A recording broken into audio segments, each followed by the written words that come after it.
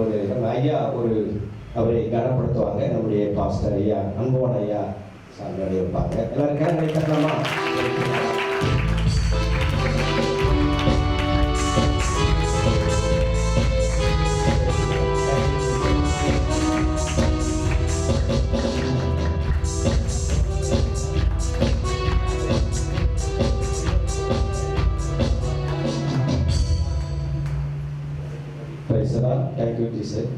என்னுடைய பிள்ளைகள் இருந்தால் அவர் பார்த்து பாட சொல்கிறாங்க. உங்களோடு இருப்பதில் ஆண்டவருக்கு நன்றி செலுத்துகிறேன். அருமையாக அந்த வெள்ளை வீடு தானே, அது வெள்ளை வீடு பகுதியில் முதலாவது அவர் பாஸ்டர் பேர் என்ன, சாம்சன் ராசகுமார், அவரோடு அறிமுகமாகி அதற்கப்புறம் அருமையான அன்புவானனோடு அவர் குடும்பங்களோடு நல்ல ஒரு தொடர்பை ஆண்டவர் தந்து தொடர்ச்சியாக இந்த பகுதியில் அநேக ஊழியர்களோடு ஒரு சிறப்பான உறவை ஆண்டவர் தந்திருக்கிறார். அந்த ஆண்டவருக்கு நன்றி செலுத்துகிறேன். நம் ஆண்டவர் எப்போவுமே நல்லவர். கர்த்தர் நல்லவர் என்பதை ருசித்து பாருங்கள். அவர் மேல் நம்பிக்கையாக இருக்கிற மனிதன் லார்ட் இஸ் குட். எப்போவுமே அவர் நல்லவர். அவரை நோக்கி பார்த்த முகங்கள் ஒரு காலம் வெட்கப்பட்டு போனதில்லை. அவரை நோக்கி யாரெல்லாம் அழைக்கிறாங்களோ அழைக்கிற மக்களுக்கு அவர் எப்பவுமே வாழ்வு கொடுக்கும் ஆண்டவர். அதுதான், ஏன்னா அவரை நோக்கி அழைக்கிறப்போ அவர் உமது மன விருப்பத்தின்படி உமக்கு தந்தரளி உமது ஆலோசனைகளை எல்லாம் நிறைவேற்றுவார். சூப்பர் வசனம். நான் இதுவரை ஒரு பிரசங்கிக்காத ஒரு வசனம். நம்முடைய மன விருப்பத்தின்படி அவருக்கு நம் தந்தரளி நம்முடைய ஆலோசனையெல்லாம் என்ன பண்ணுவாரா, நம்முடைய அட்வைஸை அவர் நிறைவேற்றுவாராம். ஒரு அருமையான அது வாக்குத்தத்தம். பொதுவாக அது சங்கீதம் 20 ரொம்ப ஒரு விசேஷித்த ஒரு சங்கீதம். சங்கீதம் 20 எனக்கு ரொம்ப ஒரு பிடித்த ஒரு பகுதி. ஆபத்தில் கர்த்தர் நமது ஜெபத்தை, ஆபத்தில் இப்போ ஒரு ட்ரெயின் டிக்கெட்டுக்கு போகிறோம், காசு இல்லை, கர்த்தர் நம்ம ஜெபத்தை கேட்பாராம். கடந்த நாளில் ஒரு அம்மா வாட்ஸ்அப்பில் வேறு சொன்னாங்க. ஜெயகாந்தனுடைய கதை 1960 ஜெயகாந்தன் எழுதின கதையை அவருடைய சொந்த லைஃப் எழுதினாராம். ஒரு ரயில்வே ஸ்டேஷன், சென்னை ரயில்வே ஸ்டேஷனில் இருந்தாராம். 1960 காலனா அரையணம். காலனா எத்தனை பேர் பாரு, நான் சின்ன பையனா first 3rd standard 4th standard சென்னைக்கு வந்தப்போ காலனா அரையணம். கொஞ்ச நாள் இருந்ததுக்கப்புறம் காலனாரில் 1 காசு வந்துச்சு. அதுக்கப்புறம் 10 காசு, 1 காசு, 2 காசு, 5 காசு, 10 காசு, அதுக்கப்புறம் 50 காசு. இப்போ 50 போய் 1 ரூபா. இப்போ 1 ரூபா போய் என்ன ஆகிட்டு 10 ரூபா தான் கடைசி அமௌண்ட் ஆகிடுச்சு. பொக்கோக்கோங்கிற ஒரு சிட்டிக்கு போனேன். பொக்கோக்கோன்னு ஒரு சிட்டி, வியட்நாமில் ஒரு ஐலண்டு. போன வருஷத்தில் பிள்ளைகளோடு ஒரு டூர் போனோம். நம்ம ஊரில் 10 ரூபா மாதிரி இங்கே 1 லட்ச ரூபா, 1Kங்கிறான். அதுதான் ஃபஸ்ட்டு மூமெண்ட்டே.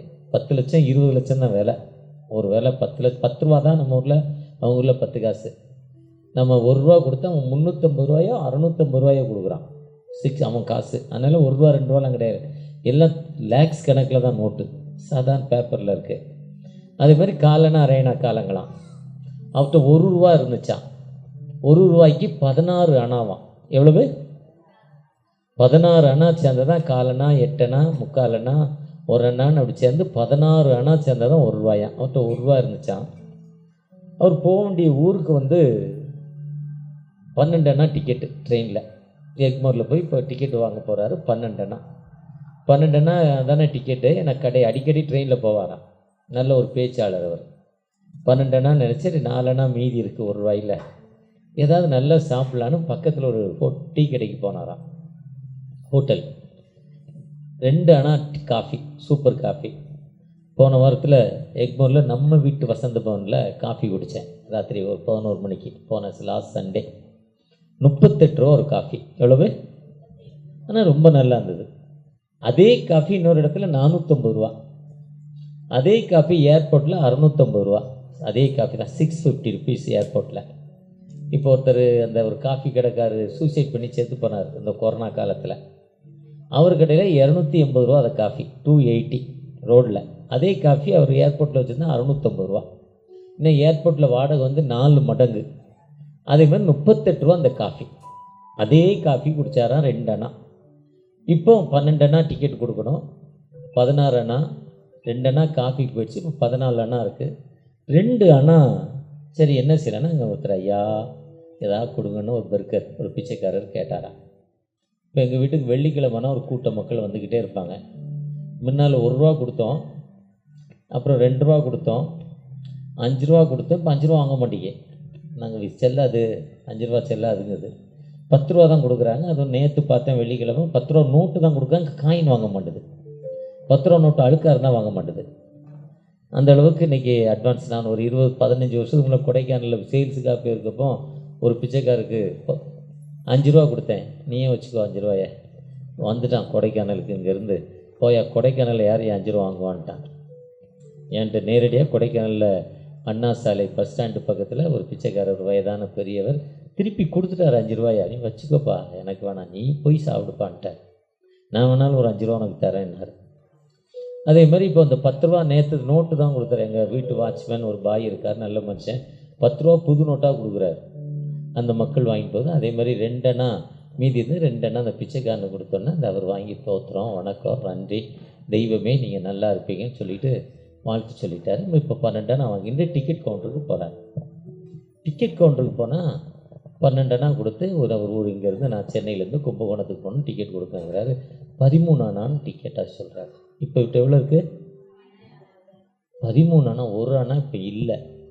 டிக்கெட்டு ட்ரெயின் போயிடும், 1 அணா இல்லை. என்ன பண்ணுறாரு, என்ன பண்ணுறதுன்னு தெரியாமல் திங்க் பண்ணிக்கிட்டே நின்றுக்கிட்டு இருக்காரு. அதில் ஒருத்தர் வந்து என்ன பண்ணுறாரு, அந்த பிச்சைக்காரருக்கு 1 அணா அவர் சட்டியில் போட்டுட்டு 1/2 அணா மீதி எடுத்துக்கிறார். 1 அணா கொடுத்துட்டு அப்போ 1 அணா தரேன், நீ 1/2 அணா கொடுப்பான்னு இப்படிலாம் மிச்சம் வாங்குறோம்ல.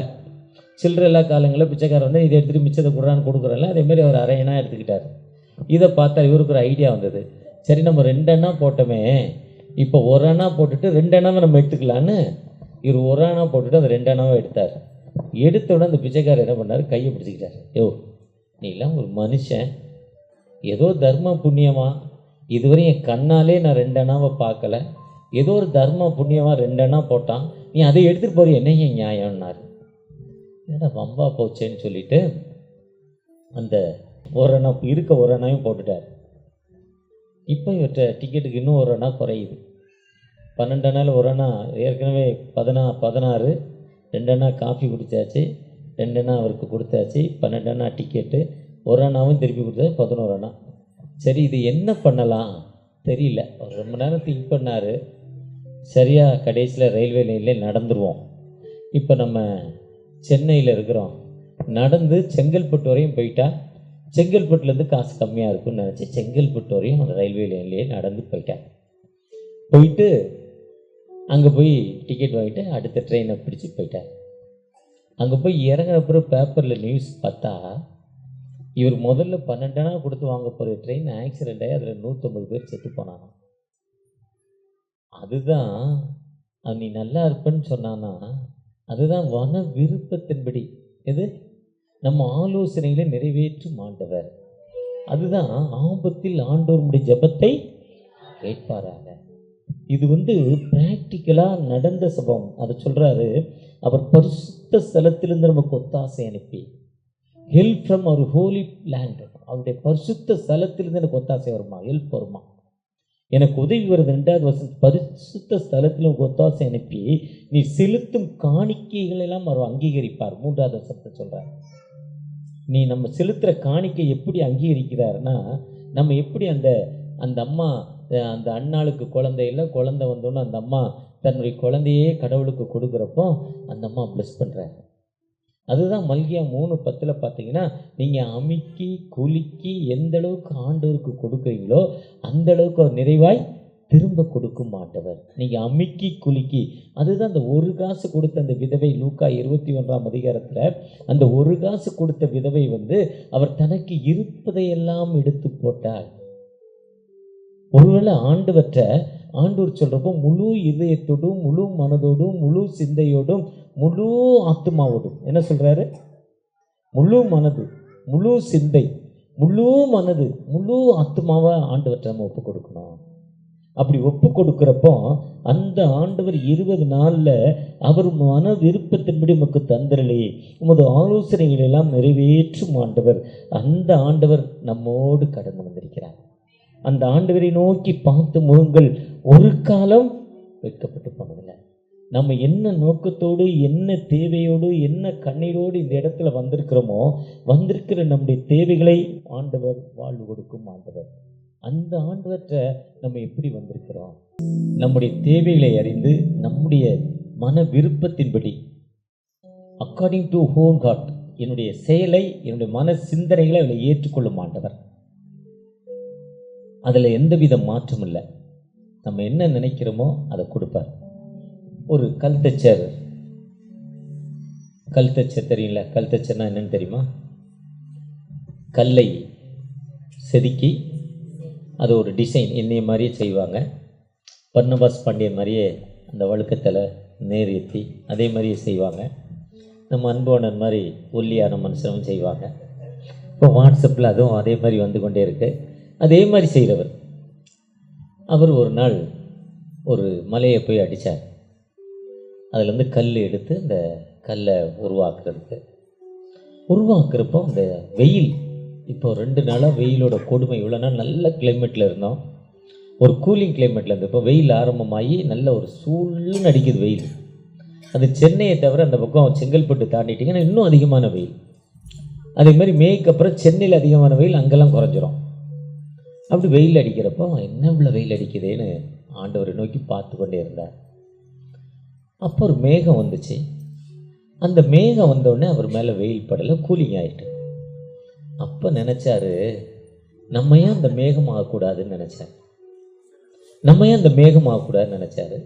தகப்பனேன்னு கேட்டார். சரிப்பா நீ மேகமாயிரு, ஸ்கையாக மாறிட்டார். ஃப்ளைட்டில் அந்த வேகம் போகிறத, கொடைக்கானலில் போனீங்கன்னா அப்படியே மேகம் அப்படியே அந்த போகும். அன்றைக்கி மழை காலத்தில் பார்த்திங்கன்னா நமக்கு மேலே மேகம் அப்படி மூவ் ஆகிக்கிட்டே இருக்கும். கொடைக்கானலில் பார்த்திங்கன்னா நம்ம தலையை தொட்டுக்கிட்டே போகும். ஃப்ளைட்டில் போனீங்கன்னா நமக்கு கீழே மேகம் போய்கிட்டு இருக்கோம், ஃப்ளைட் அதுக்கு மேலே போகும். திடீர்னு இந்த ரோடு மோசமான ரோடில் வண்டி மேலே கீழே குதிக்கிற மாதிரி அந்த மேகத்துக்குள்ளே வண்டி போகிறப்போ ஆட்டம் ஆடும். அந்த ஃப்ளைட்டு அப்படி ஆடும். போனவங்களுக்கு தெரியும். மேகமாக மாறிடுச்சு. அந்த போய்கிட்டு இருக்க மேகம் அவர் மேகமாகிட்டார். இப்போ மேகமாக போய்கிட்டே இருக்கிறப்போ ஒரு மரம் அவரை தடுத்துருச்சு. ஏன்னா அந்த மரம் நம்மளை தடுத்துருச்சே, அப்போ இந்த மேகத்தோட இந்த மரத்துக்கு பவர் அதிகம்னு நினச்சி திரும்ப ஜெபம் பண்ணார். நான் அந்த மரமாக மாறணும். அந்த மரமாகவும் அவர் என்ன பண்ணிட்டாரு, மாறிட்டார். அந்த மரமாக மாறி திரும்ப அந்த மரத்துடைய நிழல் வந்து திரும்ப கல்லில் போய் நின்றுச்சு. அதுக்கப்புறம் அது போக முடியல. அப்போ சொன்னார், அந்த கல்லாக மாறணும்னார். அந்த கல்லே மோதி அந்த வெயில் நின்றுச்சு. என்னடா இது எங்கே போனாலும் தடையாயிட்டுன்னு திரும்ப நான் மனிதனாகவே மாறிடுறேன்னாரா. பொதுவாக இக்கரைக்கு அக்கறை பச்சை. இங்கிருந்து அங்கே பார்த்தா ஒரு 2 தோட்டத்துக்கார் இருந்தாங்க, அன்போனனும் பர்னபாஸ் பாண்டியனும். இவர் இங்கே, அவர் சர்ச்சு அங்கே. இங்கேருந்து பார்த்தா அவர் சர்ச்சு ரொம்ப அழகாக இருக்குது. அவர் நின்னடா இவர் மட்டும் ரொம்ப அழகாக சர்ச்சு வச்சுருக்கிறாருன்னு பார்த்து அதே மாதிரி நம்ம சர்ச்சு பண்ணணும்னு இவர் நினச்சி முன்னால் லாண்டு அந்த இதெல்லாம் போட்டு பண்ணணும்னு நினச்சாரு. அதே மாதிரி அங்கே போய் இவரும் ரெடி பண்ணார். ஆனால் இவருக்கு அவ்வளோ சுத்தமாக தெரியல. அங்கே போய் அங்கேயே நல்லா இருக்கமா தெரிஞ்சுது. ஒரு நாள் ஒரு மீட்டிங் என்னை மாதிரி ஒரு ஆள் வந்தார். அதை பார்க்குற மாதிரி போய் அங்கே பார்த்தா, அங்கேருந்து இங்கே பார்த்தா இதுதான் நல்லா இருந்ததுதான் இவர் தோட்டம். இதுதான் மனித வாழ்வு. ஆனால் ஆண்டவர் நம்முடைய தேவைகளை சந்திக்கும் ஆண்டவர். ஆண்டவர் நம்முடைய தேவைகளை, நமக்கு எண்ணங்களை நிறைவேற்றும் ஆண்டவர். அதுதான் மத்தேயு 6ஆம் அதிகாரம் 5ஆம் வசனத்தில், நீயோ ஜெபம் பண்ணும்போது சொல்றார். 5:6 சொல்றாரு, நீயும் முதல்ல 5ஆம் வசனம் 6:5 வாசிங்க. நீயோ ஜெபம் பண்ணும்போது நீ அறை வீட்டிற்குள். அடுத்த வசனத்துக்கு வாங்க, 6:6 அன்றியும் நீ ஜெபம் பண்ணும்போது வீணான நீ ஒன்னும் நீ பேச வேண்டாம். 7க்கு வாங்க. அவங்கள போல நீங்க ஒன்றும் பண்ணாதீங்க, வீண் வார்த்தை ஒன்றும் வேண்டாம். காலையில் ஒரு அம்மாவை பார்த்தேன், நேற்று பார்த்தேன், வாக்கிங் போயிட்டு வர்றப்போ ஒரு முனையில் நின்று அப்படி வணங்கி தலையில் குட்டி உடம்புல கன்னத்தில் அடித்து பண்ணுது. எங்கள் வீட்டில் ஒருத்தர் காலையில் 6 மணிக்கு போய் அந்த மொட்டை மாடியில் நின்று சூரியனை பார்த்து வணங்குறார். நம்ம மக்கள் சர்ச்சில் வந்து ஆல்டரில் ஜெபம் பண்ணி, கிறிஸ்தவ மக்களை பார்த்திங்கன்னா அந்த ஆல்ட்ரு முன்னால் முட்டி போட்டு அவ்வளோ நேரம் அங்கே தான் இருந்திருப்பாங்க. முடிஞ்சப்புறம் ஆல்டரில் நின்று ஜெபம் பண்ணுறது. ஒரு சில இப்படி போகிறப்போ பார்த்திங்கன்னா நீங்கள் சென்னையில் ஹைகோர்ட்டுக்கு ஏற்ற மாதிரி ஆண்டர்சன் சர்ச் இருக்குன்னா ஒரு கூட்டம் மக்கள் உள்ளேருந்து ஜெபம் பண்ணிக்கிட்டு போய்கிட்டே இருப்பாங்க. ஒரு கூட்டம், அவங்களுக்கு ஒரு நம்பிக்கை. ஆனால் அந்த நம்பிக்கையில் எத்தனையோ பேருக்கு விடுதலை கிடச்சிருக்கு. ஒரு சில இப்படி சர்ச்சு முன்னால் போகிறப்ப நின்று தலையில் வாயில் அடிச்சுக்குவாங்க. இதெல்லாம் இருக்குது. இருந்தாலும் நீங்கள் இதெல்லாம் வேண்டாம், வெளி வேஷம்னு சொல்கிறாரு. 6:8 சொல்கிறாரு, அவங்கள போல் சும்மா இந்த பாஜா வேலைலாம் மேஜிக் வேலைலாம் என்கிட்ட காட்டாத. எது என்ன சொல்கிறாரு? அவர்களைப் போல் நீ இந்த ஃபிலிமில் என்னையை காட்டாத. சும்மா மாடல் லைஃபு, இப்படித்தான் இருக்கணும், அதெல்லாம் மாடல் லைஃப், அதெல்லாம் இல்லை. மேலே வாசிங்க. உங்கள் பிதாவை நோக்கி நீங்கள் என்ன கேட்குறீங்களோ கேட்கறதுக்கு முன்னமே அவர் எனக்கு என்ன தேவைன்னு என்ன பண்ணியிருக்கிறாரு? அறிந்த ஆண்டவர். என்னுடைய விருப்பங்களை அறிந்த ஆண்டவர், என் தேவைகளை அறிந்த ஆண்டவர், என்னுடைய பிரச்சனைகளை அறிந்த ஆண்டவர், என் குறைகளை நீக்கும் ஆண்டவர், எனக்கு இருக்கிற குறைகளை நீக்கி முழுமைப்படுத்தும் ஆண்டவர். அந்த ஆண்டவர் 6:9 சொல்றப்போ, நீ பரமண்டலில் இருக்கிற எங்கள் பிதாவே, யூ ஹெவன்லி மை ஃபாதர் என்று சொல்லி, என்னுடைய பிதாவே உம்முடைய நாமம் மட்டும் பரிசுத்தப்படணும், நீ நல்லவர், நம்முடைய பெருமையை சொல்ல வேண்டாம். அந்த லூக்கா 18ஆம் அதிகாரத்தில் 2 பேர் ஜெபம் பண்ண போனா, ஒருத்தன் ஜெபம் பண்ணா, என்ன ஜெபம் பண்ணான்னா, இந்த சர்ச்சுக்கு நான் நிறைய காணிக்க கொடுத்தேன், இந்த சர்ச்சை நான் பெருக்கிறேன், ஒற்றை அடித்தேன், ஆசீர்வாத தட்டு எடுத்தேன், இந்த சர்ச்சை நான் இப்படிலாம் பண்ணேன்னு ஒருத்தன் ஜெபம் பண்ணான். அவன் நீ கொடுக்கவும் செஞ்சான், அதை சொல்லி ஆண்டவர்கிட்ட ஜெபம் பண்ணான். ஆனால் ஒரு மனிதன் அந்த பிச்சைக்காரனை போல வெளியில் நின்று, பாவியாய என் மேல் கிருபையாயிரும், நான் உள்ள வர பாத்திரம் இல்லப்பா, நீர் வானத்தை பூமியும் படைத்த ஆண்டவர். ஏசாயா 6ஆம் அதிகாரம், உம்முடைய தொங்கல் எவ்வளவு பெருசு, நீர் உன்னதமான ஆண்டவரப்பா, நீர் சாதாரண ஆண்டவர்ல. ஏசாயா 66 சொல்றது, வானம் எனக்கு சிங்காசனம், பூமி எனக்கு பாதபடி, நீ நிற்கிற இடம் எவ்வளவு பரிசுத்தமான பூமி, இதுக்குள்ள நான் வருவதற்கே தகுதியற்றவன். அவன் அப்படி ஜெபம் பண்ணான். யாரு ஜெபம் கேட்கப்பட்டது? ஆயக்காரனுடைய ஜெபம் தான் கேட்கப்பட்டது. அந்த ஆயக்காரன் தான் சகேயு. அவன் ஜெபம் பண்ணான், தாவீதின் குமாரனே, யார்ட்டையாவது நான் அநியாயமாக வாங்கியிருந்தா ரெட்டத்தனையா திரும்ப கொடுத்துறேன், டபுள் திரும்ப கொடுத்துறேன், என் சொத்துக்களில் சரிபாதியை நான் ஏழைக்கு கொடுக்கிறேன் என்று சொல்லி ஜெபம் பண்ணான். அவனுடைய ஜெபம் கேட்கப்பட்டது. நீ சமாரியன் ஜெபம் பண்ணா. அந்த ஒருத்தன் வழியில போறப்ப லூக்கா 10ஆம் அதிகாரத்துல ஒரு சம்பவத்தை சொல்றார். ஒருத்தன் இங்கிருந்து அன்போனனை காட்டு வழியாக கூட்டிகிட்டு வந்தார். காட்டு வழியாக வர்றப்போ ஒருத்தர் குற்றுயிரை அடிபட்டு கிடக்கிறா. என்னை போல் ஒரு லேவியன் வந்தார். அவர் தூர நேரம் ஆயிட்டு நமக்கு எதுக்கு பம்புன்னு போயிட்டாரு. அந்த பர்னபாஸ் பாண்டியனை மாதிரி ஒருத்தர் வந்தார். நமக்கு ஏன் தொல்லை கேட்டு கேஸு வேண்டாம், அவர் விலகி போயிட்டாரு.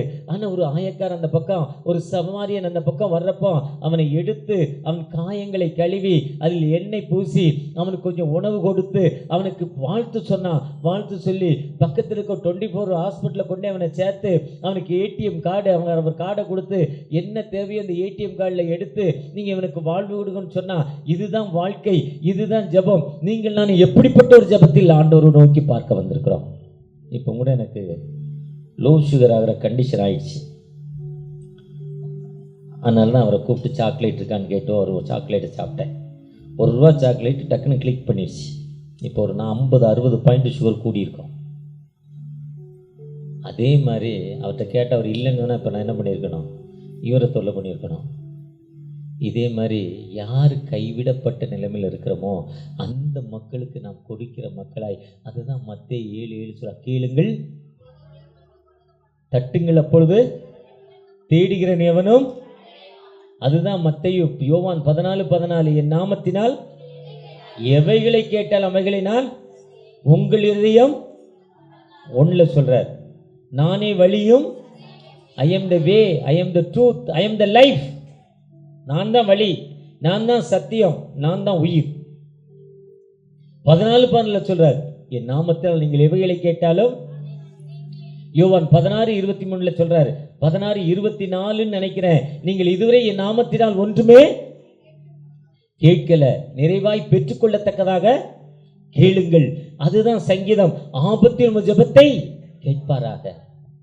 ட்ரபிள் டைம்ல ரிசீவ் மை பிரேயர். நான் எங்க பிரச்சனையின் மத்தியில வேதனையில இருக்கிறனோ, அந்த வேதனையின் மத்தியில இருக்கிறப்போ ஆண்டவர் எனக்கு வாழ்வு கொடுக்கும் ஆண்டவர், அந்த ஆண்டவர் எனக்கு உயிர் கொடுக்கும் ஆண்டவர், அந்த ஆண்டவர் என்னோடு கடந்து வந்திருக்கிறார், எல்லா நிலையிலும் என்னை உயர்த்தி என்னை பாதுகாத்திருக்கிறார். அந்த ஆண்டவர் உங்களுக்கு ஒரு வாழ்வு கொடுக்கும் ஆண்டவர், அந்த ஆண்டவர் உங்களை உயர்த்தும் ஆண்டவர். அந்த ஆண்டவரை நோக்கி பார்க்கிறப்போ நிச்சயமாக ஆபத்தில் உமது ஜெபத்தை கேட்பாராக.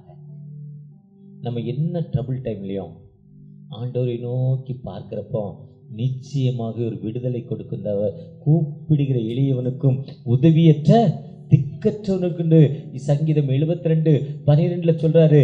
சங்கீதம் 22:1 என் தேவனே என் தேவனே ஏன் என்னை கைவிட்டீங்க. ஆண்டவரை நோக்கி அழைக்கிறப்போ அந்த ஆண்டவர் எல்லா நிலையிலும் உயர்த்தும் ஆண்டவர். அந்த ஆண்டவரை நோக்கி, அதுதான் சங்கீதம் 37:4 சொல்றாரு.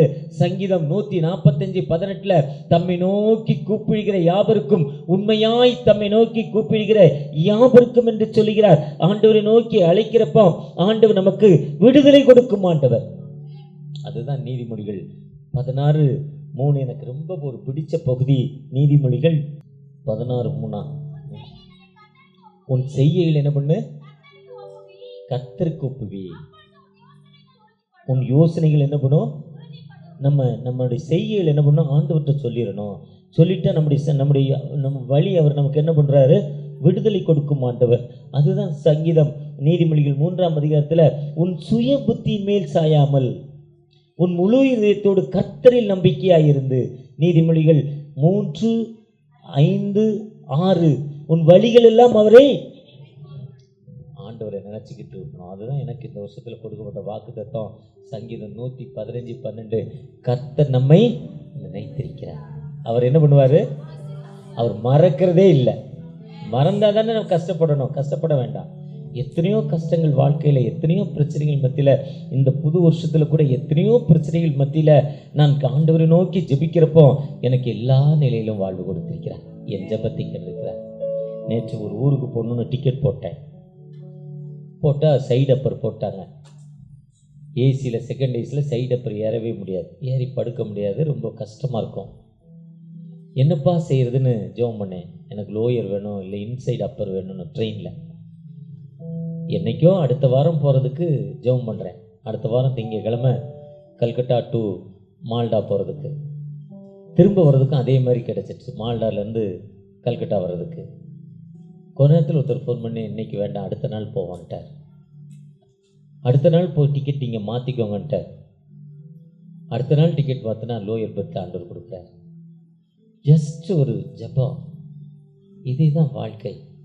வாழ்க்கையில் நம்ம என்ன பிரச்சனைகள் இருந்தாலும், என்ன வேதனைகள் இருந்தாலும் நமக்கு விடுதலை கொடுக்கும் ஆண்டவர். அந்த ஆண்டவர் எல்லா நிலையிலும் உயர்த்தும் ஆண்டவர். முந்தா நாள் ராத்திரி திடீர்னு என்னுடைய பேரன், இப்போ சின்ன குழந்தை பிறந்து 2 மாதம் தான் ஆச்சு, நாங்கள் எங்கள் ரூமில் படுத்துருக்குறோம்.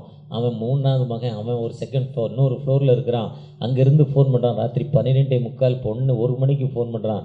என் மனைவிக்கு நெஞ்சு வலிக்கு, என் குழந்தை அழுவுது, கிளம்பி வடாங்கிறான். ராத்திரி அப்போ தான் படுத்திருக்கிறேன், மீட்டிங்கெல்லாம் முடித்து டயர்டாக படுத்திருக்கிறேன். தூக்க கஷ்டப்பட்டு வர வச்சுருக்கேன், ரொம்ப கஷ்டப்பட்டு வர வச்சுருக்கேன் தூக்கத்தை. எழுந்து போனால் குழந்தைக்கு ஜுரம், அந்த மகளுக்கு ஹார்ட்டில் வலி அழுவுறா, துடிக்கிறா. ஜெபம் பண்ணோம். தகப்பனை நீங்கள் ப்ளஸ் பண்ணுங்கப்பா. எனக்கு கொடுக்கப்பட்ட வாக்குத்தத்தம் 115 கர்த்தர் நம்மை நினைத்திருக்கிறார், அவர் ஆசீர்வதிப்பார். 136:23 சொல்றாரு, நம்முடைய தாழ்மையில் நம்ம நினைத்தவரை. நான் கஷ்டப்பட்ட நேரத்தில் நம்ம நினச்சிக்கிட்டு அவரை துதிங்கள், எனக்கு வாக்குத்தத்தம் கொடுத்தீங்கப்பா. இந்த பிள்ளை நல்ல பாடி, சின்ன பிள்ளை, அவருக்கு ஏற்கனவே ஒரு ஆப்ரேஷன் முடிஞ்சிருக்கு, 2 குழந்தைகள், அழுவுறாளேன்னு அவன் எங்கள் ஹாஸ்பிட்டல், பெரிய ஹாஸ்பிட்டல் மணலி நியூ டவுனில் வச்சுருக்குறான், 50 பெட்டு உள்ளது, 2 ஆப்ரேஷன் தேட்டர், பெரிய ஹாஸ்பிட்டல், அங்கே கூட்டிகிட்டு போகிறேன் பார்க்குறான். நான் ஜோ பண்ணிட்டு தம்பி ஒன்றுமே செய்யாதராங்கிறேன். என்னுடைய மருமகன் டாக்டர் வர்றார், அவர் ஒரு சீனியர் டாக்டர், அவரும் வந்து சொல்கிறார். இருந்தாலும் அங்கே கூட்டிகிட்டு போயிட்டு 1 ஹவர் கழித்து நான் தூக்கம் வரல, படுக்கிறேன், தூக்கம் வரல, எழுந்து வந்து தூக்கம் வரலன்னா அதுக்கு கடைசி மருந்து பைபிள் தான் வாசிக்கணும், அப்போ தான் தூக்கம் வரும். 2 வசனம் வாசித்தா தூங்கிடுவேன். ஆனால் 2 அதிகாரம் வாசித்தேன், தூங்கலை. அடுத்த நாள் மெசேஜ் எழுதி முடிச்சுட்டேன், தூக்கம் வரல. அடுத்த நாள் மெசேஜே எழுதி முடிக்கிறேன், தூக்கம் வரல. திரும்ப 1 hour கழித்து அவனுக்கு ஃபோன் பண்ணுறேன். அவன் போகிறதுக்கு 20 நிமிஷம், அங்கே டெஸ்ட் எடுக்கிறது 15-20 நிமிஷம். அதை கனெக்ட் பண்ணி ஃபோன் பண்ணுறேன். டேடி, அப்பா நல்லா இருக்காங்கப்பா, ஒன்றுமே பிரச்சனை இல்லை, நல்லா இருக்காப்பா, நார்மல் தான் தாப்பா, ஏதோ கேஸ் ட்ரபிள் வலிக்குச்சுருக்குப்பா அப்படின்னு சொல்கிறாரு.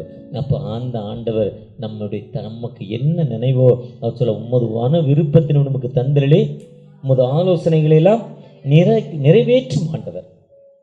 அவர் நீங்கள் அந்த ஆண்டவரை நோக்கி யார் அழைச்சாலும், அது பாஸ்டராக இருக்கலாம், பாஸ்டர்மாவாக இருக்கலாம், பாஸ்டர் மருமகளாக இருக்கலாம், கீபோர்டு போடுறவராக இருக்கலாம், பேட் அடிக்கிறவராக இருக்கலாம், மைக் செட்டு சர்வீஸ் பண்ணுறவராக இருக்கலாம், அவர் இந்த மதமாக இருக்கலாம், வேறு மதமாக இருக்கலாம், கடவுள் இருக்கிறாருன்னு சொல்லலாம், இல்லைன்னு சொல்லலாம். ஆனால் ஆண்டவரை நோக்கி அழைக்கிறப்போ ஆண்டவர் எல்லா நிலையிலும் உயர்த்தும் ஆண்டவர். இப்போ ஜோசப் ஐயா ஒரு சர்ச்சு, எனக்கு அவரை ஒரு 25-30 வருஷமாக தெரியும். இப்போ அவர் மேலே எனக்கு ரொம்ப கோபம். அவர் அப்படி தான் ஒரு இடத்துல சர்ச்சு நடத்தினார். அவர் 2 கண்ணும் பிறந்ததுலேருந்தே தெரியாது, ஒரு பிளைண்டு.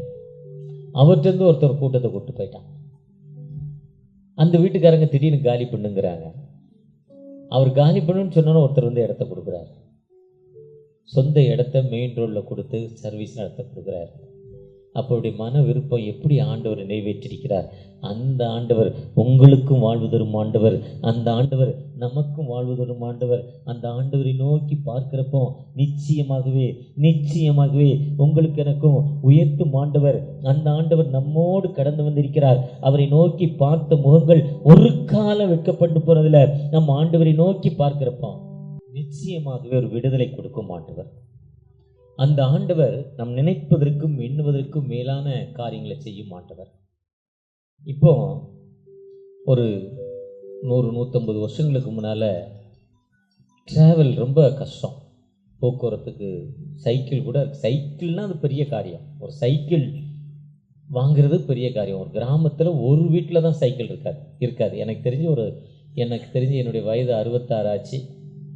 ஒரு 60 வருஷத்துக்கு முன்னாடி கிராமத்தில் ஒருத்தர் 2 வீட்டில் தான் சைக்கிள் இருக்கும். சைக்கிள் நடந்து தான் போனோம். அப்படிப்பட்ட காலங்கள். அந்த 100 ஆண்டுகளுக்கு முன்னால் ரைட் சகோதரர்கள் ஃப்ளைட்டை கண்டுபிடிக்கிறாங்க. அமெரிக்காவில் ஃப்ளைட்டு, பறக்கிற ஃப்ளைட்டு. அவங்க முதல் ஃப்ளைட்டு யுனோவாவை கூப்பிட்டு நீ கப்பல் செய்யணும்னு சொல்கிறப்ப எல்லாம் கிண்டல் பண்ணுறான். கொப்பேர் மரத்தை எடுத்து நீ ஒரு கப்பல் செய்கிறாங்கிறப்ப அது வரையும் கப்பல் இல்லை. இது 6000 ஆண்டுகளுக்கு முன்னால் நடந்த சம்பவம். ஏதோ கிறுக்கு பையா கிழவன் பாரு, ஏதோ மரத்தை எடுத்து அடிச்சுட்டு கிடக்க முட்டா பையன், எல்லாம் கிண்டல் பண்ணுறான். அதே மாதிரி இந்த ரைட் சகோதரர்கள் செய்கிறப்ப எல்லாருமே கிண்டல் பண்ணாங்க. அந்த ஃபஸ்ட்டு ஃப்ளைட் அவர் செஞ்சு டேக்கப் ஆகிறது 7 செகண்டோ 8 செகண்டோ மேலே போச்சான். மேலேருந்து கீழே விழுந்து நொறுங்கி போச்சான். இருந்தாலும் அந்த முயற்சி அவர் விடலை. தொடர்ச்சி அந்த முயற்சி அவர் செய்கிறார். அடுத்த ஃப்ளைட்டு செய்கிறாரு. மேலே போயிட்டு அது கீழே வர்றப்ப நிப்பாட்டுறதுக்கு அதில் 25-30 கயரை கட்டி வீரர்கள்ட்ட கொடுத்து இழுத்து நிப்பாட்டுனாங்களாம். அவங்க இழுத்து அந்த தண்ணிக்குள்ளே போட்டில் போனீங்கன்னா அந்த போட்டை வந்து கரையில் நிப்பாட்டோம்னா அந்த போட்டில் இருக்கிறவன் கயிறு எடுத்து போடுவான். அந்த கயிறை இழுத்து புக்கு அந்த கரையில் இருக்க இழுத்து கட்டுவான். அதே மாதிரி அந்த ஃப்ளைட்டை இழுக்கிறதுக்கு 25 பேர்கிட்ட கயிறு கொடுத்துருந்தாங்களாம். அவங்க இழுத்து கட்டுறதுக்குள்ளே திரும்ப டேக்கப் ஆகிட்டான். அப்படியே ஃப்ளைட்டில் போனீங்கன்னா வண்டி நின்ன உடனே இறங்க முடியாது. ஒரு 5 நிமிஷம் வண்டி இறங்கி லேண்ட் ஆகி அந்த பாயிண்டில் வந்து இன்ஜின் ஆஃப் ஆன அப்புறம் தான் எழுந்திருக்கே விடுவாங்க அந்த சீட்டில். திடீர்னு மூவ் ஆனால் எல்லாரும் கீழே விழுந்துருவாங்கிற ஒரு பயம். நம்ம 3.5 மணி நேரம் பறந்துருப்போம். அமெரிக்காவுக்கு போகிறதுக்கு 16 மணி நேரம் பறந்துருப்போம். 16 மணி நேரம் ஃப்ளைட்டில் இருக்கிறது ரொம்ப கஷ்டம். அவ்வளோ நேரம் காலை மடக்கிட்டு உட்கார்றது கஷ்டம். அப்படி அவங்க அந்த இருக்கப்போ எல்லாருமே ஒரு குறிப்பிட்ட தூரம் மேலே போய்கிட்டே இருக்கான். அதில் அநேகர் போகிறாங்க. மேலே அதை கயத்தை பிடிச்சிட்டு போய் எல்லாரும் பயந்து கயிறை விட்டவன் எல்லாம் கீழே விழுந்தவங்களாம் செத்து போனான். ஒருத்தர் மட்டும் அந்த கயத்தை பறக்கிறப்ப தன் இடுப்பை சுற்றி அதில் முடி போட்டு அந்த முடியில் உட்காந்துக்கிட்டானா. அந்த சேஃப்டியாக அந்த கப்பல் அந்த ஃப்ளைட் வந்து லேண்ட் ஆச்சு, நின்றுக்கிட்டாராம். ஆனால் அதுக்கப்புறம் அவங்களோட பெரிய முயற்சியால் அந்த கப்பல் என்னாச்சு, பறந்துருச்சு. அந்த ஷிப்பு, அந்த ஃப்ளைட் என்னாச்சு, பறந்துருச்சு. பொதுவாக செகண்ட் வேர்ல்டு வாரில் ஜப்பானில் நாகசாகி, ஹிரோஷிமா 2 ஊர். ஜெர்மனில் ஹிட்லர் அவரோட ஜப்பான்கார் சேர்றார். அவர் என்ன பண்ணுறாரு, ஹிட்லர் என்ன பண்ணுறாரு, இதே மாதிரி ரூமில் இப்போ இதில் ஒரு 100 பேர் இருக்கும், 150 பேர் இருக்கும். இந்த ரூம்குள்ளே 2000 பேரை உள்ள விடுவார். எல்லா ஜன்னலையும் மூடிடுவார். கார்பன் டை ஆக்சைடு அனுப்புவார் உள்ள. எல்லா பயிலும் செத்து போவான். இப்போ இது வெள்ளை வீடு. ஒரு 15 நாள் ரேஷன் கடை ஒன்றும் வராது. திடீர்னு 4 பஸ் வந்து நிற்கும். உங்களுக்கு ரேஷன் அங்கே பூந்தமல்லியில் கொடுக்குறாங்க, தண்டலத்தில் கொடுக்குறாங்க, ஏறுங்கன்னொன்னே எல்லா மக்களும் ஏறுமா. அப்படியே கொண்டே காட்டுக்குள்ளே இறக்கி விட்டு மனுஷனை சாக்கடிச்சிருவான். ஜெர்மன் போனீங்கன்னா அந்த டென்மார்க்கில் அந்த ஹிட்லருடைய அந்த கொடூரத்தெல்லாம் அப்படியே சிலை மாதிரி செஞ்சு அந்த ரூம்குள்ளே வச்சுருக்காங்க. அவ்வளோ கொடுமையான ஒரு மனிதன். அவன் கூட ஜப்பான் சேர்ந்தான். அப்போ அமெரிக்காவிலேருந்து அணுகுண்டு எடுத்து கொண்டு போய் அந்த ஹீரோஷிமா நாகசாகி இடத்துல போடுறாங்க. அந்த குண்டு வெடித்த 100 கிலோமீட்டருக்கு எதுவுமே இல்லை. எல்லாம் தரைமட்டமாக்கி கருப்பு கலரில் மாறிடுச்சு. 100 கிலோமீட்டருக்கு அப்புறம் அடுத்த 100 கிலோமீட்டர் வரையும் மரங்கள், மனிதர்லாம் கட்டக்கட்டையாக மாறிட்டான், குச்சி குச்சா மாறிட்டான். அந்த நிலத்தில் இன்னும் செடி வளரலையா. 1945 47 வரையும் செகண்ட் வேர்ல்டு வார் டைம். 46 47 போடுறாங்க அந்த குண்டை. போட்ட நாள்லேருந்து இதுவரை அந்த இடத்துல சேரும். ஏன்னா அந்த இடத்துல அவ்வளோ ஹீட் ஏறி அந்த மரத்து அந்த அந்த அந்த நிலத்தில் இருக்கும் நீரை எல்லாம் காஞ்சி ட்ரை ஆகி அது விவசாயத்திற்கோ மரம் செடியோ மனுஷன் வாழ்வதற்குரிய ஏற்ற துணையாளி. அந்த குண்டு போட்ட இடத்த அவங்க ஒரு எக்ஸிபிஷன் மாதிரி வச்சுருக்காங்களாம். ஆனால் அந்த மக்கள் அங்கே போய் பார்த்து பார்த்து பார்த்து எங்கள் நாட்டை இப்படி அடிச்சிட்டியா, நாங்கள் என்ன செய்கிறப்பாருன்னு உழைக்க ஆரம்பிச்சிருக்கான் ஜப்பான்காரன். இன்றைக்கி உலகத்திலே பெரிய வியாபார சென்டர் ஜப்பான் தான். பிஸ்னஸ் பெரிய ட்ரேட் ஃபர் சென்டர் ஜப்பான் தான். ஜப்பான் பொருள் ஜப்பான் மாதிரியே சைனாக்காரன் செய்வான். இது ஜப்பானில் இந்த செல்லு செஞ்சால் 50 ரூபா, சைனாவில் செஞ்சால் 5 ரூபா. ஆனால் சைனாவில் செஞ்ச 1 நாள் 2 நாளில் டுபோக்கோர் ஆகிடும். ஜப்பானில் செய்து லைஃப் லாங் அது ஒன்றுமே ஆகாது. அந்தளவுக்கு அது குவாலிட்டி. அவன் அந்த இடத்த பார்த்து பார்த்து பார்த்து தன் வாழ்க்கையில் முன்னேறானா.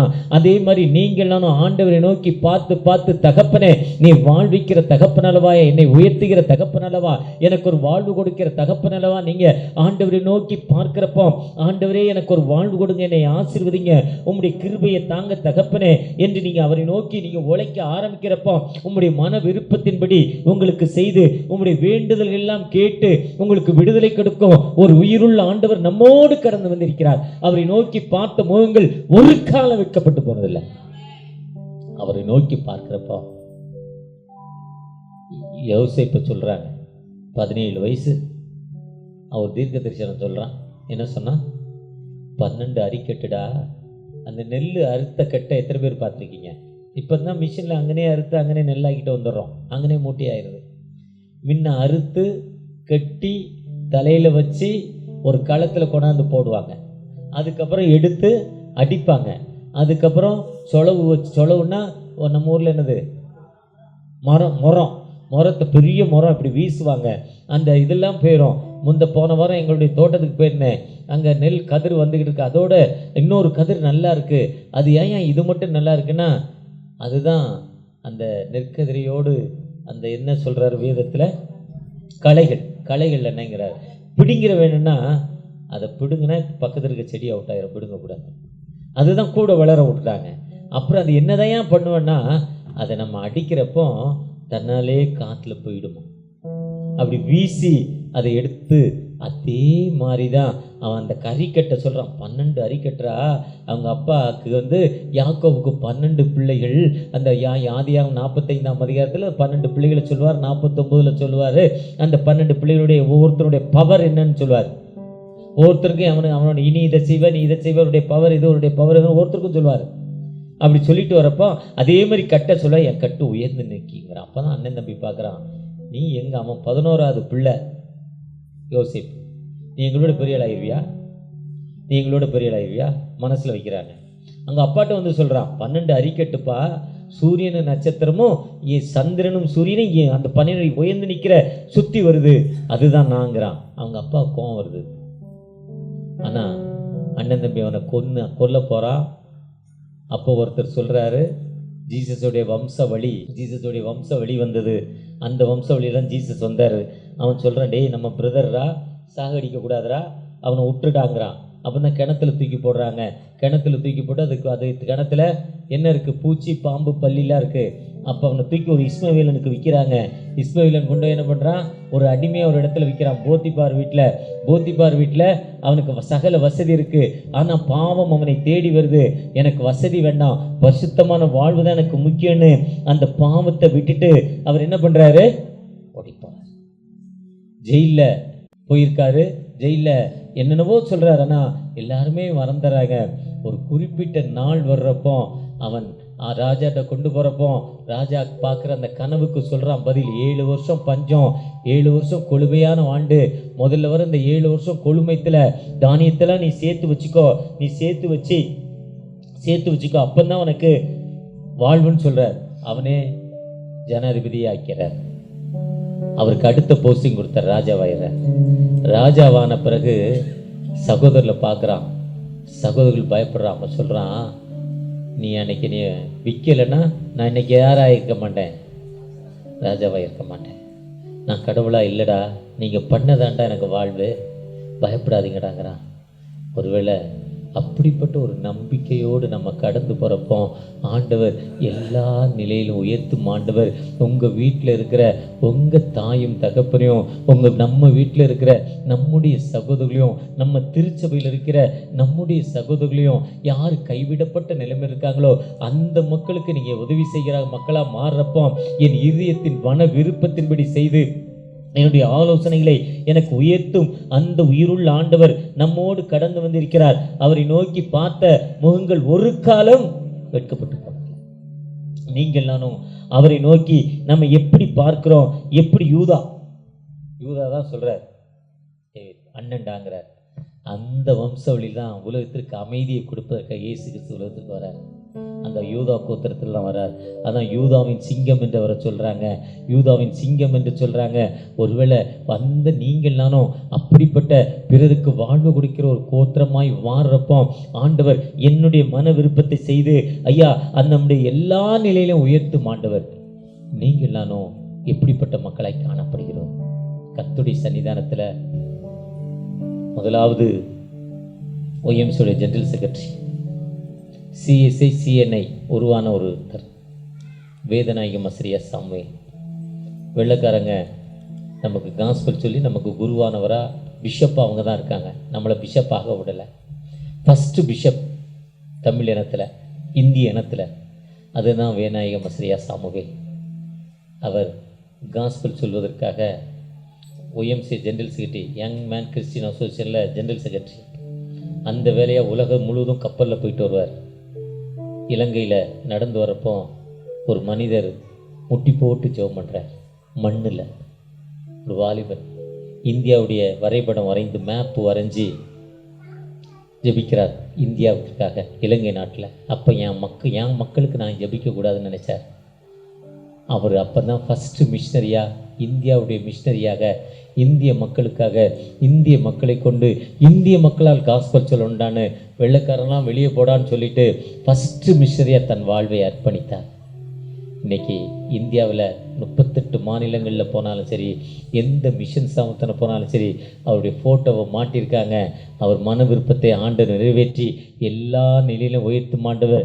அம்பேத்கருக்கு காஸ்பல் சொல்லியிருக்கார், காந்தியடிகளுக்கு காஸ்பல் சொல்லியிருக்கிறார். காந்தியடிகள் காலத்தில் காந்தியடிகளோடு உட்கார்ந்து காஸ்பல் சொல்லியிருக்கார். அம்பேத்கர்கிட்ட போய் கேட்குறாரு, நீங்கள் ஏன் கிறிஸ்தவத்துக்கு வரக்கூடாது, புத்த மதத்துக்கு போகிறீங்கன்னு கொஸ்டின் பண்ணுறாரு. அப்போ தான் அம்பேத்கர் கேட்குறாரு, எந்த கிறிஸ்தவத்துக்கு வருது, கிறிஸ்தவத்தில் நிறைய ஜாதி பிரிவினைகள் இருக்குங்கிறாரு. அப்போ தான் ஒன்றுபட்ட ஒரு கிறிஸ்தவத்தை உருவாக்க CSI CNI உருவாக்குறார். காந்தியடிகள் கேட்குறாரு, நீங்கள் மதத்தை பரப்புறீங்கிறாரு. அப்போ சொல்கிறாரு, ஒரு ட்ரெயின் போகுது, அந்த ட்ரெயின் முன்னால் இன்ஜின், பின்னால் கூட்ஸு, இரும்பு போகுது, கோதுமை போகுது, சக்கரை போகுது, மைதா போகுது, சீனி போகுது, அரிசி போகுது, என்னென்னவோ போகுது, நிலக்கரி போகுது, எல்லா வண்டியும் பின்னால் போகுது. அப்போ காந்தி சொல்கிறாரு, நீங்கள் கிறிஸ்தவன்னு ஒரு மதத்துக்கு கூப்பிடுறீங்க, அதுதான் எனக்கு பிடிக்கல காந்தின்னு சொல்கிறாங்க. காந்தியடிகள் அப்போ சொல்கிறார், உண்மைதாங்க. இப்போ இந்த ட்ரெயினில் பாருங்கள், சீனி போதா, கோதுமை போதா, அரிசி போதா, நிலக்கரி போதா, கட்டை போதா, இது எல்லாம் மனித தேவைகள். ஆனால் இதை இழுத்துக்கிட்டு போகிறது யாரு? இன்ஜின். அந்த இன்ஜின் தாங்க ஜீசஸ்னார். எப்படி காஸ்பல் சொன்னார் பாருங்க. இன்னைக்கு அவருடைய மன விருப்பத்தின்படி இன்னைக்கு ஐஎம்எஸ்ல கிட்டத்தட்ட 1500 மிஷனரிகள். என்எம்எஸ்ல நான் முன்னால் ஐஎம்எஸ்ல பிரசிடெண்டாக இருந்தேன், இப்போ என்எம்எஸ்ல ட்ரெஷரராக இருக்கிறேன். கிட்டத்தட்ட 350 மிஷனரிகள் இருக்காங்க இந்தியா முழுவதும். நிறைய ஸ்கூல், நிறைய ஹாஸ்டல்ஸு, நிறைய ஏழை மக்கள், கைவிடப்பட்ட மக்களுக்கு காஸ்பல் சொல்கிறோம். நீங்கள் நானும் கொடுக்குற காணிக்கையை வாங்கி அங்கே சொல்கிறாங்க. இதுக்கு ஊற்று உறைவிடமோ அவர் அந்த மிஷன் தாகம். அந்த மிஷன் தாகம்னா அவர் மன விருப்பத்தின்படி ஆபத்தில் ஒரு ஜெபத்தை கேட்பாராகன்னு சொன்ன மாதிரி, ஐயா பரிசுத்த ஸ்தலத்தில் ஜெபத்தை கேட்பார் என்ற வார்த்தையின்படி அந்த மன சோர்வை நீக்கிற ஆண்டவர் உங்களுக்கு எனக்கும் நிச்சயமாக வாழ்க்கையில் ஒரு முன்னேற்றமான வாழ்வை கொடுக்கும். ஒரு உயிருள்ள ஆண்டவர் நம்மோடு கடந்து வந்திருக்கிறார். அவற்றை தகப்பனே என்னை பிளஸ் பண்ணுங்க, என்னை ஆசீர்வதிங்க. நான் ஒரு மனசோர்வுல வந்திருக்கிறேன், எனக்கு விடுதலை தர மாட்டீங்களா, எனக்கு வாழ்வு தர மாட்டீங்களா? அவரை நோக்கி பார்க்கிறப்ப நிச்சயமாகவே இன்று உங்களுக்கு அற்புதம். உம்மை நோக்கி பார்க்கிறோம், உம்முடைய கிருபையை தேடி வந்திருக்கிறோம்ப்பா, உம்முடைய இரக்கத்தை தேடி வந்திருக்கிறோம் தகப்பனே. உம்மை நோக்கி பார்த்த முகங்கள் ஒரு காலம் வெட்கப்பட்டு போனதில்ல தகப்பனே. அவர் இயேசு உமது மன விருப்பத்தின்படி உமக்கு தந்தரளி உமது ஆலோசனை எல்லாம் நிறைவேற்றும் ஆண்டவன் சொன்னீங்களப்பா. என்னுடைய அட்வைஸ், என் மகன் ஒரு டாக்டரா மாறணும், என் மகன் ஒரு ஐஏஎஸ்ஆ மாறணும், என் மகன் ஒரு ஐபிஎஸ்ஆ மாறணும், நாங்கள் இந்த இடத்துல இப்படி ஒரு பிஸ்னஸ், பெரிய பிஸ்னஸ் ஆரம்பிக்கணும், என் மகன் ஒரு பாஸ்டரா மாறணும், ஒரு தீர்க்கதரிசியா மாறணும், என் மகன் அநேகருக்கு கொடுக்கிற ஒரு எம்எல்ஏவா எம்பியா மாறணும், என் மகன் ஒரு மினிஸ்டரா மாறணும், என் மகன் இந்த தேசத்துல ஒரு பெரிய தலைவரா மாறணும், என் மகன் இப்படிப்பட்ட ஒரு உயர்ந்த பதவிக்கு போனேன். என்னுடைய ஆலோசனை, அட்வைஸை நிறைவேற்ற ஆண்டவர் அல்லவா. இதோ என் மகனுக்கு படிக்க வேண்டிய ஞானம், என் மகனுக்கு உதவிக்கூடிய ஞானம் தகப்பனே, நீங்க உங்களுடைய உதவியை எங்களுக்கு பரிசுத்த ஸ்தலத்திலிருந்து கொடுக்கிறீங்க என்று சங்கீதம் 20:2 சொல்லிருக்கீங்க தகப்பனே. என்னுடைய காணிக்கை ஏற்றுக்கொண்டு என்னை அங்கீகரிக்க தகப்பன் அல்லவா. அந்த 4ஆம் வசனத்தின்படி தகப்பனே என் ஆலோசனை நிறைவேற்றி என்னுடைய வேதனைகள் கண்ணீரை மாற்றி எனக்கு நீர் ஒரு உயர்வை தரப்போறீங்க நம்பிக்கையோடு ஜெபிக்கிற அன்பு பிள்ளைகள் மத்தியில உம்முடைய கிருபை இறங்கட்டும், உம்முடைய இரக்கம் இறங்கட்டும், உம்முடைய வழிநடத்தல் இறங்கட்டும். ஒவ்வொருவரையும் நீங்க பிளஸ் பண்ணுங்க, ஒவ்வொருவரையும் ஆசீர்வதிங்க. விசேஷமா இந்த திருச்சபை தகப்பனே இயேசுவின் அற்புத ஜெப வீட்டை நீங்க ஆசீர்வதிங்க. பர்னபாஸ் பாண்டியனுடைய ஜெபம் இந்த திருச்சபை மணில்மிற்கு பட்டணமாய் கெட்டப்படணும். இது சீலிங் போட்ட நிலைமையில, ஜன்னல் வாசக்கால் இல்லாத நிலைமையில, பூசக்கூடிய நிலைமையில, எவ்வளவு தேவைகள் மத்தியில ஜெபித்து கொண்டிருக்கிற அன்பு சகோதரருடைய தேவைகளை சந்திங்க. கண்ணீரான வாழ்வை மாற்றுங்க தகப்பனே. விசேஷமா எங்களுக்கு அருமையா இசையை மீட்டி கொண்டிருக்கிற அன்பு பிள்ளைகள் தகப்பனே, வாழ்க்கையில ஒரு முன்னேற்றமான பாதை ஏஆர் ரகுமான், இளையராஜாவை போல, ஃபாதர் பெர்க்மான்ஸை போல நாங்கள் உயர வேண்டும் அவங்க நினைக்கிறாங்கப்பா. உன் நினைவுகள் ஆண்டவர் நிறைவேற்றும் ஆண்டவர். அந்த ஆண்டவர் உன்னை நிச்சயமாக உயர்த்துவார். அந்த ஆண்டவர் உங்களோடு கடந்து வந்திருக்கிறார் தகப்பனே. இந்த திருச்சபையுடைய வாழ்வை பிள்ளைகளுக்காக நன்றி. விசேஷமாய் வேதத்துல நல்ல அறிவு பெற்றிருக்காங்க, வசனங்களை தரவா சொல்றாங்க. இன்னும் உடைய வேதத்தை தரவாய் படித்து உம்முடைய நாமத்தை பறைசாற்று வாழ்விய பிள்ளைகள் இந்த திருச்சபையிலிருந்து எழும்ப ஒரு விசை கூட இந்த திருச்சபையை நீங்க பிளஸ் பண்ணுங்க தகப்பனே. இந்த திருச்சபையை ஆசீர்வதிங்க. இந்த திருச்சபையோடு உம்முடைய பிரச்சனை இருக்கட்டும் தகப்பனே. ஒரு விசை கூட நீர் எல்லாவற்றையும் ஆசீர்வதிக்கிற தகப்பன். இந்த திருச்சபையை நீர் ஆசீர்வதிக்க போற தயவுக்காக கூட நன்றி.